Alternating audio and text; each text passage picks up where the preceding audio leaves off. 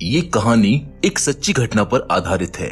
इसमें एक इंसान को दिखाया गया है जो गलती से एक समुद्र के किनारे फंस गया है। अब देखना ये है कि वो वहाँ से निकलने के लिए क्या क्या संघर्ष करता है। Hollywood silver screen presenting solo. कहानी की शुरुआत में हमें इस कहानी के मेन कैरेक्टर एल्वेरो को दिखाया जाता है जो एक समुद्र के किनारे अपनी एक्स गर्लफ्रेंड ओना के साथ बैठा हुआ है। एल्वेरो ओना से बहुत प्यार करता है पर किसी वजह से वो दोनों अलग हो गए हैं। इस जगह पर एल्वेरो ओना को अपने उस हादसे के बारे में बता रहा होता है जो कुछ साल पहले उसके साथ इसी जगह पर हुआ था, जिसके बाद हमें ये स्टोरी फ्लैशबैक में दिखाई जाती है जहाँ एल्वेरो अपने बेस्ट फ्रेंड नीलो और बाकी दोस्तों के साथ इस जगह पर सर्फिंग करने आया था। असल में एल्वेरो एक बहुत अच्छा सर्फर है और उसको सर्फिंग करना बहुत ज्यादा पसंद भी है। उसका सपना है कि वो एक दिन पूरी दुनिया में सर्फिंग करेगा। अब सर्फिंग करने के बाद एल्वेरो और नीलो अपने दोस्तों के साथ इसी जगह पर रात को पार्टी करने लगते हैं, जहां बातों ही बातों में नीलो सबको ये बताता है कि वो जल्द ही कनाडा शिफ्ट होने वाला है क्योंकि उसकी गर्लफ्रेंड प्रेग्नेंट है और वो उसके साथ वहीं पर रहना चाहता है। नीलो की ये बात सुनकर एल्वेरो को बुरा लगने लगता है क्योंकि नीलो ने उससे वादा किया था कि वो उसके साथ पूरी दुनिया घूमेगा और वहाँ पर सर्फिंग करेगा, लेकिन अब वो अपने इस वादे को तोड़ रहा है। लेकिन एल्वेरो भी इसमें अब क्या ही कर सकता था। वो नीलो को अपने साथ चलने के लिए फोर्स नहीं कर सकता था। अगली सुबह एल्वेरो एक आखिरी बार अकेले एक रैमडैम जगह पर सर्फिंग करने के लिए जाता है। वो नीलो को भी अपने साथ नहीं लाता क्योंकि वो नीलो की रात वाली बात से अभी तक थोड़ा सा नाराज था। एल्वेरो उसी जगह पर अपनी कार छोड़ देता है और पैदल ही आगे बढ़ने लगता है। वहाँ पर दूर दूर तक रेत और समुद्री पहाड़ियाँ होती हैं। तभी एक पहाड़ी को क्रॉस करते हुए एल्वेरो का पैर फिसल जाता है और उस जगह पर रेत होने की वजह से एल्वेरो धीरे धीरे फिसलकर नीचे गिरने लगता है। वो फिसलते फिसलते उस पहाड़ी के बिल्कुल एंड पर आकर लटक जाता है। वो नीचे देखने की कोशिश करता है जहाँ पर नीचे उसे सिर्फ पत्थर दिखाई देते हैं, यानी अगर उसने अपने हाथ छोड़े तो उसकी मौत तय है।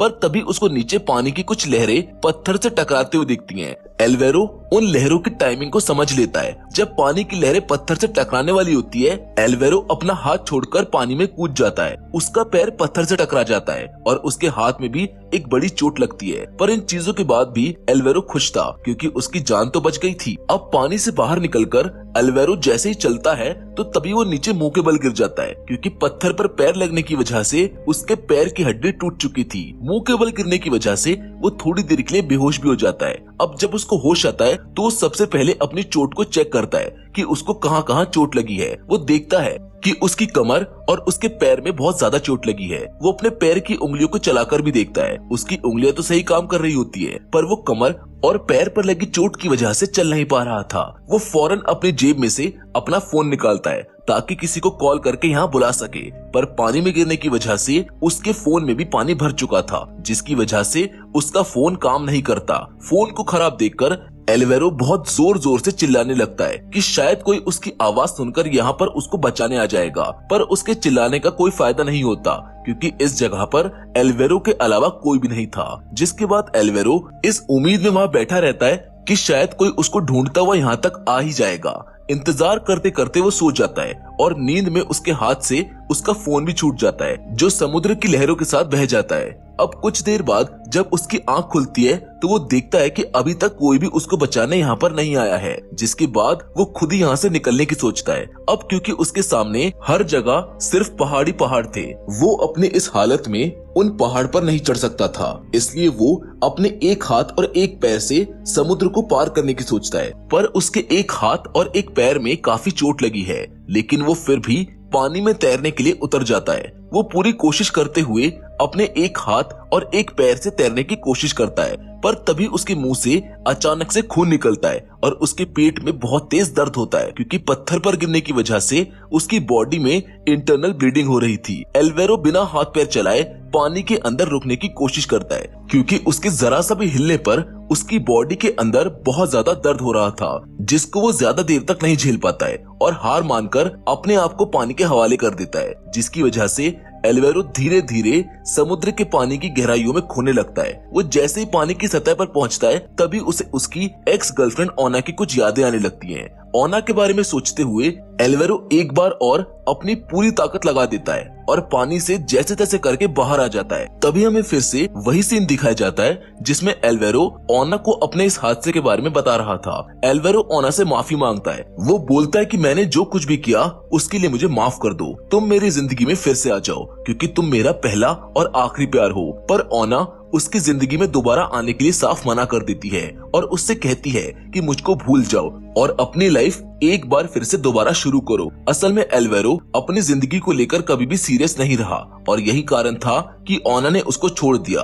पर अब हमें यहाँ पर ये पता चलता है कि एल्वेरो शुरुआत से ही यहाँ पर फंसा हुआ है। वो ओना को कोई कहानी नहीं बता रहा। असल में वो यहाँ से कभी निकला ही नहीं है, वो अभी भी यहीं पर है और यहाँ से निकलने के लिए संघर्ष कर रहा है। ओना के बारे में तो सिर्फ वो इमेजिनेशन कर रहा था, पर जैसे तैसे करके एल्वेरो इस जगह के दूसरे किनारे पर आ चुका था। लेकिन अभी भी वो उस इलाके से काफी दूर था जहाँ पर उसका बेस्ट फ्रेंड नीलो और उसके बाकी दोस्त हैं। वो यहाँ से अब और तैरकर भी नहीं जा सकता क्योंकि उसका शरीर अब इसके काबिल नहीं है। एल्वेरो को यहाँ फंसे हुए अब पूरे 24 घंटे हो चुके थे और अभी तक उसे पीने के लिए पानी की एक बूंद भी नहीं मिली थी। जिसके बाद एल्वेरो वहाँ पर रेत पर एक बड़ा सा SOS मैसेज लिख देता है कि शायद कोई ऊपर से उस मैसेज को देख ले और उसकी जान बचाने यहाँ आ जाए। पर ऐसा नहीं होने वाला था क्योंकि किसी को भी ये नहीं पता था कि एल्वेरो यहाँ पर सर्फिंग करने आया है। तभी बैठे हुए एल्वेरो को पानी की लहरों से आता हुआ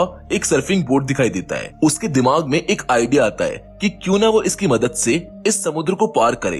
वो वहाँ से रेंगते हुए उस सर्फिंग बोर्ड को लेने के लिए जाता है, पर पानी की लहरें इतनी तेज चल रही होती हैं कि वो सर्फिंग बोर्ड को एल्वेरो के हाथों में आने ही नहीं देती है। तभी पानी की एक बड़ी लहर आती है जिसकी वजह से एल्वेरो एक बड़े पत्थर से टकरा जाता है और पत्थर से टकराकर वो बेहोश हो जाता है।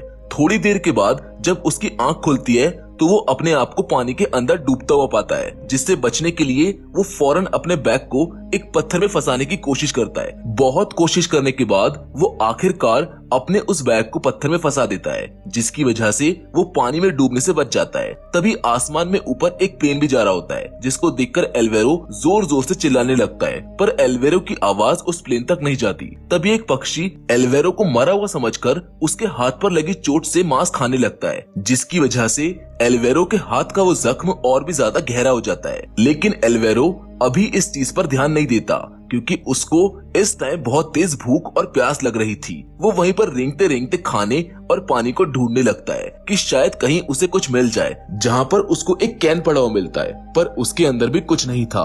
वो पूरी तरह से खाली था। अब उसी रात एल्वेरो अपनी प्यास बुझाने के लिए वहाँ पर एक गड्ढा खोदता है और उसमें सिल्वर फॉइल बिछाकर उसमें टॉयलेट कर देता है और अपना यूरिन पी जाता है क्योंकि अब उसके पास अपनी प्यास बुझाने के लिए कोई और रास्ता नहीं था। लेकिन अभी भी एल्वेरो की मुसीबतें कम नहीं हुई थी, बल्कि वो तो बढ़ती ही जा रही थी क्योंकि अब रात को वहाँ का टेम्परेचर बहुत ज्यादा कम हो गया था, जिसकी वजह से उसे ठंड लगने लगती है। तभी उसे आसमान में बादलों के गरजने की आवाज सुनाई देती है। वो समझ जाता है कि बारिश होने वाली है। वो इस चीज को लेकर काफी खुश था कि खाना ना सही, आखिरकार मुझे पीने के लिए पानी तो मिलेगा।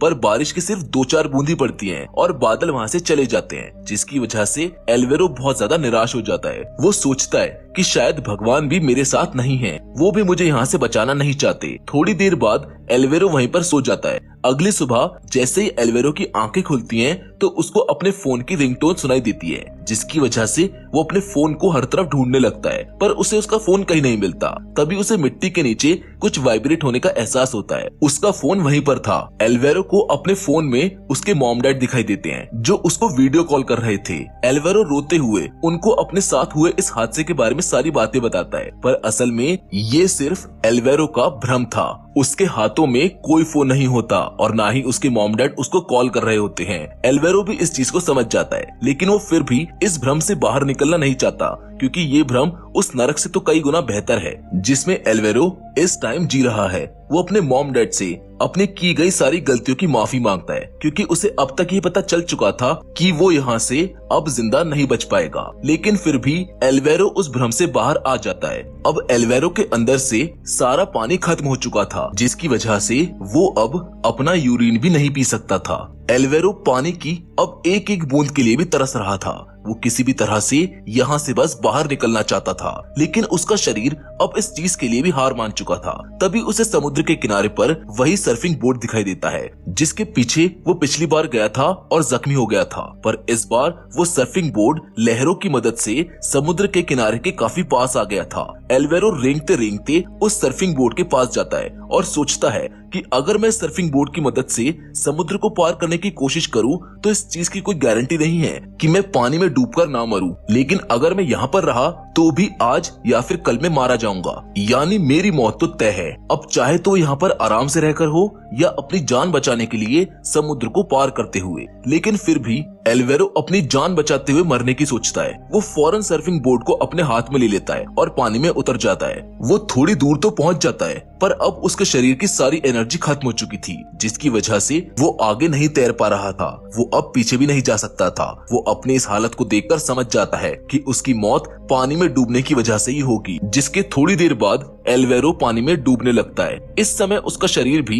पूरी तरह से हार मान चुका था। एल्वेरो को भी अब जीने की कोई आस नजर नहीं आ रही थी, इसलिए वो भी अपने आप को बचाने की कोई कोशिश नहीं करता और समुद्र की गहराइयों में डूबने लगता है। पर उसका सर्फिंग बोर्ड अभी भी पानी के ऊपर ही तैर रहा था, जिसको देखते हुए वहाँ पर एक रेस्क्यू टीम आ जाती है और फाइनली एल्वेरो को पानी में डूबकर मरने से बचा लेती है। जिसके बाद एल्वेरो को सीधा पास के अस्पताल में एडमिट किया जाता है, जहाँ पर उसका बेस्ट फ्रेंड नीलो और उसकी एक्स गर्लफ्रेंड ओना भी उसके लिए वहाँ पर आते हैं। रेस्क्यू टीम वाले बताते हैं कि एल्वेरो उनको शहर से पूरे 1 किलोमीटर की दूरी पर मिला। उनके हिसाब से एल्वेरो उस जगह पर पूरे 48 घंटे से फंसा हुआ था। जिसके बाद अब हमको मूवी के लास्ट सीन में हमें इस कहानी के असली हीरो एल्वेरो को दिखाया जाता है, जिसकी सच्ची घटना पर ये फिल्म बनी है। और इसी के साथ एल्वेरो की ये कहानी यहीं पर खत्म हो जाती है। उम्मीद करते हैं कि आपको एल्वेरो की इस सच्ची कहानी से कुछ सीखने को जरूर मिला होगा। फिलहाल तो आज की वीडियो में बस इतना ही, लेकिन हम फिर से जरूर मिलेंगे और वो भी एक और नई इंटरेस्टिंग कहानी के साथ। लेकिन तब तक के लिए धन्यवाद।